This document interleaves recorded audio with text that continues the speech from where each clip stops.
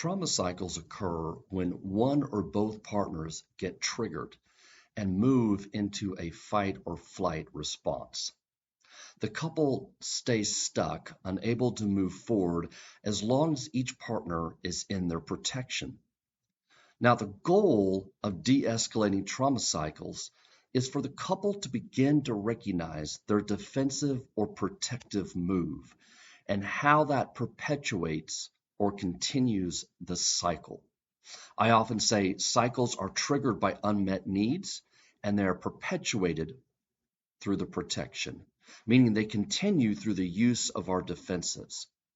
Now, without the reflection or recognition of each partner understanding their protective move, the cycle will win every time because the cycle is automatic and it's rooted in fear. It's simply performing the way it always performs. It's doing what it knows to do to keep each partner safe, but it does it at the expense of the relationship. If it seems weird that I'm talking about the cycle like a person, I'm doing this on person. Because too often I see couples get stuck over and over in their trauma cycles without the recognition of how it impacts the relationship. I want the couple to come together against the cycle so that they can lessen its power over the relationship. The only ways to do that are one, to start recognizing your protective move, and two, how each partner's protection sends a message to their partner. So, what kind of messages does your protection send? That's what we're going to talk about today. Let's get started. Welcome to Trauma-Free Relationship, a podcast that provides support and guidance to help heal the wounds of attachment trauma. Whether you find yourself struggling with unresolved issues in the past or have experienced trauma in your current relationship, our goal is to provide accurate, scientifically informed information as well as the tools to help you create a secure connection between you and your partner. And here's your host, Tom Philp. Okay. We are made for protection as much as we are made for connection. The problem resides in the way our brain works when we have past wounds and unresolved trauma. Our brain is like a radar where it is constantly scanning the environment, especially our partner's nonverbal behavior for signs of danger. This radar is rooted in our fear networks, and it is designed to keep us safe. However, there are two big downsides to these fear networks. One, they tend to generalize, and two, they can't tell the difference between imagination and reality. Let's start with the first one. When fears generalize, they widen and expand the radar so that it covers more and more of our internal and interpersonal lives. The radar starts relatively small, but over time can get bigger and bigger and bigger. Where we once were traumatized by our neglectful caregiver and taught that they will not show up for us in our time of need, we generalize as adults that no one will show up for us in our time of need. And the way we adapted to that original hurt now is a liability and limits us from getting our needs met in our current relationships. Internally, our fear networks do so at the expense of our emotional flexibility. In fact, our fear networks create internal rigidity. You might say that one of the goals of couples treatment is to expand the flexibility, the flexible responses, not only internally, but interpersonally with our partner, so that we no longer fear or have such a wide radar in which we react to that fear, which often shrinks our life down, closes the walls in on us even more, because if we don't trust other people, then we certainly don't put ourselves out there, and it also creates this rigidity internally. We shrink our internal world down to where we only find safety in a few places or very few people. That the trigger The fear networks that have created internal rigidity, and the trigger goes on and sends us danger signals when we are not really in danger. That's why I say it creates internal rigidity, and it doesn't know the difference between imagination and reality, which is, of course, the second liability of our fear network. Our fear networks are not good at discerning what is truly dangerous or not. They don't work in reality, they work in imagination. And they take us to the most extreme case scenario, and it's always based on fear. They don't try to be objective about things. They try to keep us out of danger and at all costs. They don't care that we've shrunken our life down and are not leaving the house, or that we can't trust anyone ever, or that our bodies are on a constant alert and anyone that might hurt us. The only job of our fear networks is to keep us safe, and they are very, very good at their job. All this to say, we have a job to do as well. We have to talk back to our fear networks. We have to learn to discern what is truly dangerous and what is not. We have to be able to discern between those things that really put us in danger and those things that do not. Is this real? Am I really in danger from my partner right now? Or is this my fear network expanding that radar and sending me danger signals because it's working in my imagination? And hey, I get it. What happened hurt. It hurt right down to the bone. It was a huge, deep cut. And it's not one that we won't heal from quickly.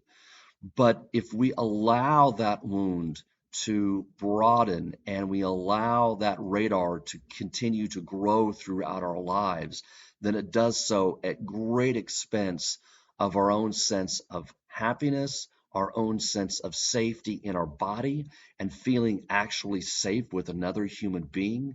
There is a huge, huge cost to allowing those fear networks to run amok in our brain.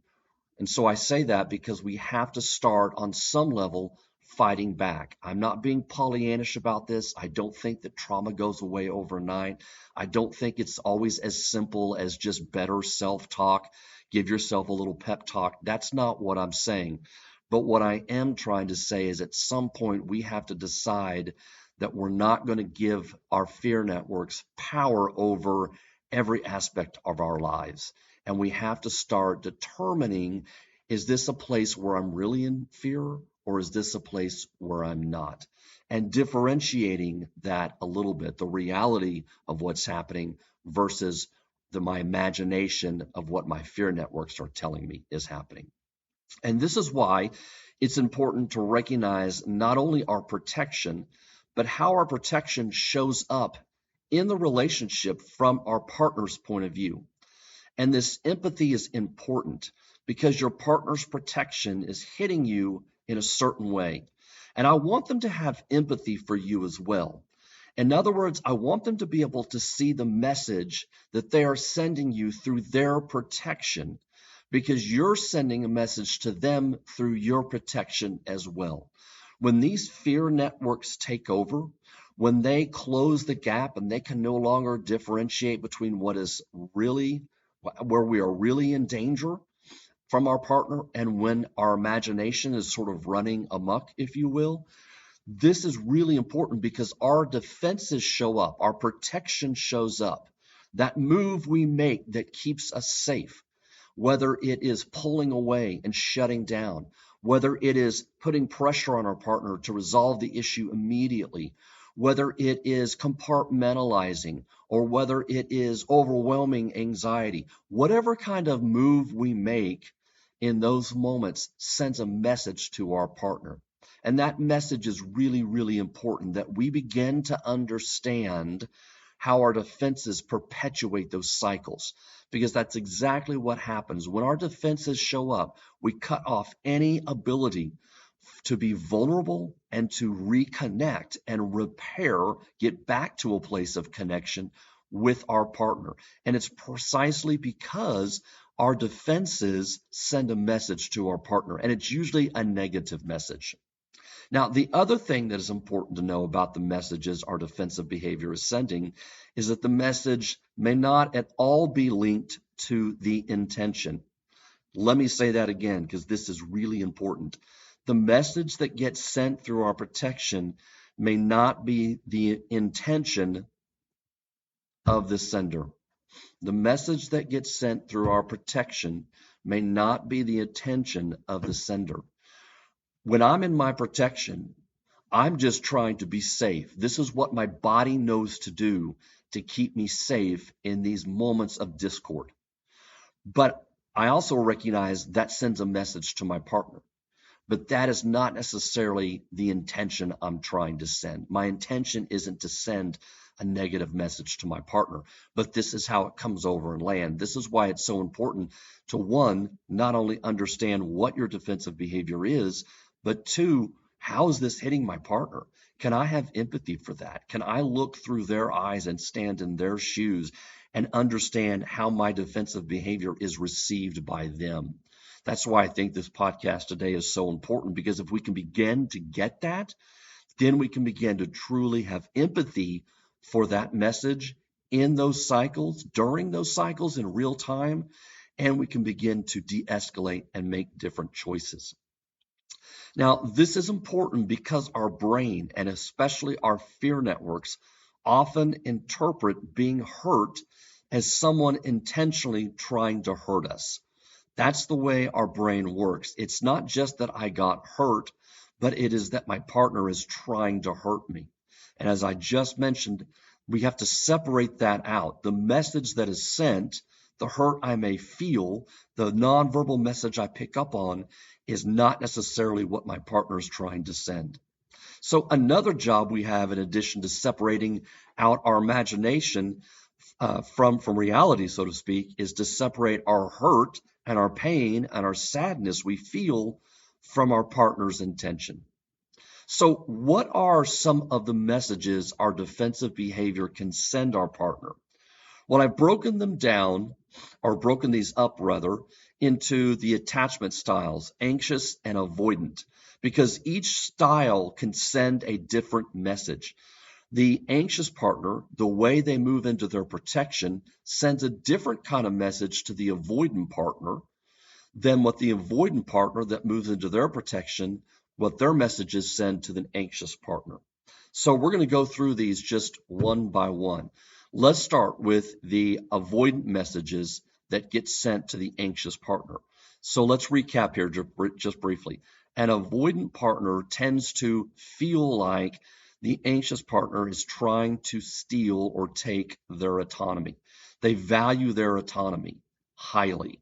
And so what do? They shut down. They turn off their emotions. They compartmentalize. They try to go to their head. They fear that if they say the wrong thing, it will make it worse. So on and so forth. So these are the moves that they make that their body has learned to keep them safe. When no one was there to respond to them in times of ruptures, when there were no repairs growing up, this is how their body learned to deal with that. But as a consequence, shutting down sends messages to the anxious partner. So here are some of the messages it sends. I don't care what you think or feel. You are not important, or I don't value you enough to listen to you and to hear you. You are not worth listening to in this moment. You are unlovable. You are too much. You are too emotional. You shouldn't be feeling or thinking the way you do. Your feelings are wrong. And you are alone in this. You're alone in this relationship trying to make this work. You're by yourself. I'm not helping you make this relationship better and get what you need in this relationship. So those are some of the messages that the avoidant partner can send to the anxious partner, meaning the anxious partner interprets and sees these nonverbal messages coming from the avoidant when they move into their protection. All right, what kind of messages does the anxious partner send to the avoidant partner? Well, some of them are, you never get it right, or you are always loving me in the wrong way. You always miss the mark. You have the wrong feelings or attitude or focus about most things. You will never be good enough to love me. I want to control and dominate you. I want to take your autonomy and your independence. Your only purpose is to serve my needs in this relationship. You're supposed to give up any autonomy that you have. Your opinions, your feelings don't matter. What matters is me and my anxiety and my needs. So again, these are some of the messages that the anxious partner, when they move into their protection, sends to the avoidant partner. Now, it doesn't take much for us to realize that these are probably not at all the intentions that each partner is trying to send. I don't think for a moment that the anxious partner is trying to take the avoidant partner's autonomy and independence. That's not their motive. That's not their intention. Their intention is to make a connection. Their intention is to be able to try to connect and get their needs for safety met from their partner so they can get their partner to show up and emotionally engage with them. That's part of what's so maddening for the anxious partner, is that when they have a serious concern and they go to their partner about that, the avoidance shuts down, moves away, turns off their feelings. They're no longer emotionally engaged, available, or responsive. And that feels like abandonment to the anxious partner. And so I can see where it looks like they're trying to take their autonomy, but that's not the intention and the motive behind that. Now, think about whether you feel like you get any of these messages from your partner when you are caught in a cycle. So just take a moment, and you can even pause this podcast if you want and reflect. Do any of those messages that Tom just read, do I feel like that during our cycles? Do any of those feelings resonate with me? Might be one, might be two, might be none, but it's certainly probably one is going to at least show up. It might be all of them in some cases at various times under various contexts in your relationship with your partner. Now, your partner may not be saying this message in words per se, but this is how you interpret their tone of voice and their behavior. I recognize, and I see this all the time play out with my couples, they're not necessarily verbalizing these very things. The avoidant is not saying to the anxious partner, you're too much, but their behavior and the way they cope and the way they protect themselves in those moments, that's the message that is sent. So I recognize that actual words aren't being said. It's in part what the message is being sent through the behavior, and in part what the person receiving that and interpreting that is. So now consider this. Your partner's defensive behavior is their best attempt at getting their needs met, just as yours is. As I said, the anxious person isn't trying to take your independence if you're an avoidant. They're trying to get their needs met. They're trying to get a deep, loving connection that maybe they haven't had their entire life. The avoidant isn't trying to tell the anxious person that you're too much. They're just trying to prevent from feeling overwhelmed and unsafe, and so they go into their shell in order to do that. But the message that is sent is, you're too much. You're too anxious. You're too emotional. You come at me too hard with too many emotions. And as a result, I feel overwhelmed, and I feel like I'm not safe enough to express how I feel and to be able to put into words. So I just move away because that's what I know to keep me safe. So reflect on this a little bit and see if any of these come up for you.